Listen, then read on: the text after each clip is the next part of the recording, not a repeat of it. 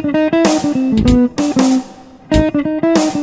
there. I would like to cover the issues of using the flood fill tool to fill a shape that has a soft edge.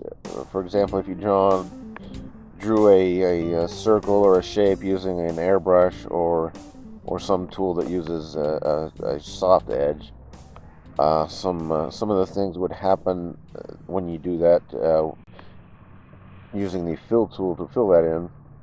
And I would like to just cover this briefly. This is talked about in our manual under the animation section, but this is something that has come up recently, so I'll go ahead and cover it now.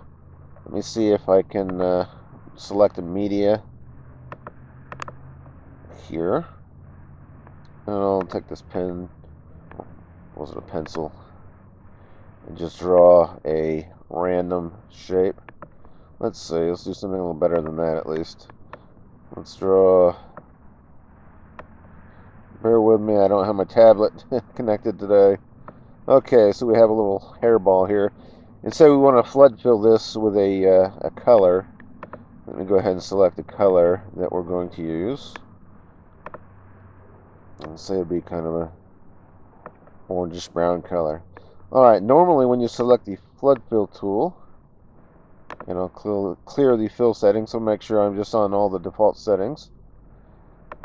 Normally when you use that flood fill tool, you will get these little edges, and that is the default behavior, and something to be aware of, but it's not necessarily a problem because we can work with that. Let me zoom in and show that more clearly. Alright, as you can see, the flood fill is just finding the next color, which happens to be kind of a little lightish gray, because these soft edges, they start at black, but they end up in a very light gray, go in directly into this white color.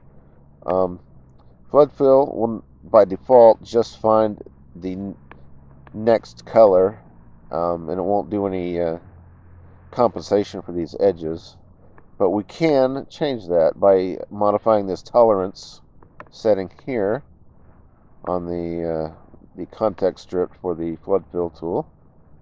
I'm going to change it up to 15 or so and redo that and see what happens. As you can see, it hasn't made a big change, so I'm going to amp that up a bit to 80, 81, and as you can see, we're now starting to see this white border disappear. I'll go as far as I can without actually spilling off into the other area, and we can actually go pretty far, probably almost all the way up to 255, because we're working on black and white. The border is black and the background is white, so there actually is a high degree of values between the color we click on and the color we actually want to fill to. And as you can see there, we've actually eliminated almost half of that border. So that is one way to eliminate the white border, but that's not necessarily the most preferable way to do it. Let me undo that again and zoom out a little bit to get this more on screen. Let me adjust that slightly. Now, there is one other trick we can use to get a yet better, higher quality flood fill, and that is to use the multiply mode. I'll go to fill settings and select the mode drop down here, and I'll put it on multiply. And what that will do, it'll be just like the multiply layer mode, is things that are nothing will get any brighter under there. Everything will always be darker under there, but it'll work in a way that will be very natural looking. In the case of this flood fill, it will maintain these edges without actually having a white border, because remember, nothing will be darker underneath that multiply mode. So let me zoom in all the way, and you can see we've gotten a very natural flood fill now by combining the tolerance value with the multiply fill mode. The only catch to this is you can only do it once. If, for example, whoops, you had missed a spot somewhere and you wanted to add a second fill, that wouldn't work. Not sure exactly how to demonstrate this, but say there was an area here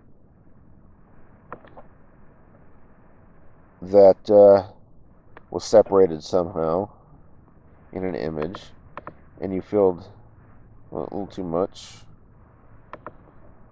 Let's see.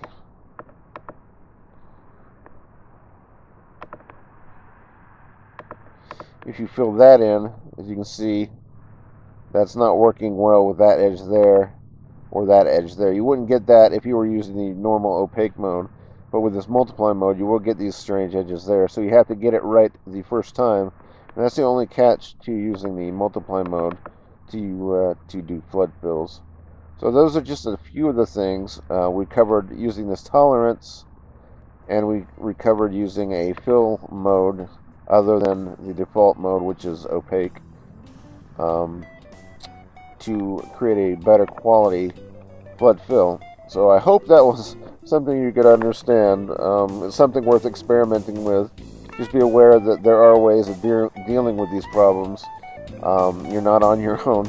There is always a beta group or a discussion group on Yahoo groups or e-groups, and this is actually covered in our manual under the animation, the drawn animation section, a part about inking and painting. So those are just a few things to be aware of. So thanks for watching, and talk to you again later.